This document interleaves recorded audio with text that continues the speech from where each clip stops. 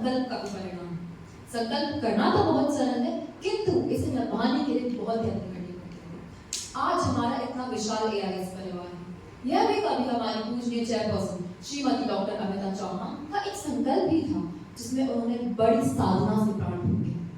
उन्होंने न केवल अद्वितीय प्रेम और श्रद्धा के साथ अपने इस संकल्प को साधा, किंतु इसे प्रशंसनीय ऊंचाइयों का भी स्पर्श करवाया।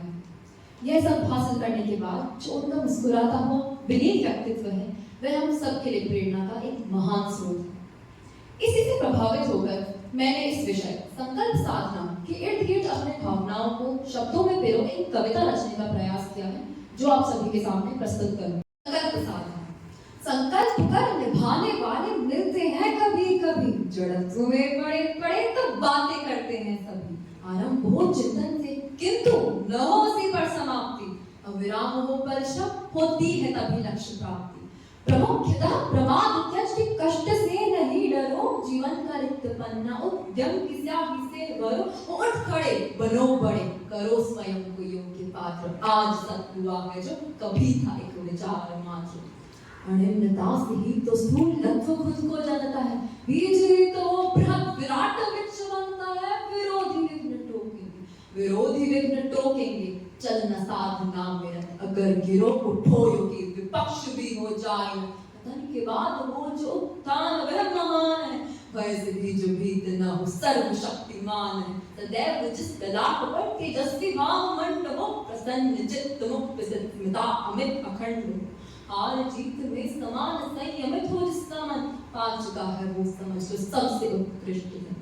साहस निष्फलत्व में जय में जिसकी हो, वह आनंद में विलीन हो हर स्थिति में हर समय।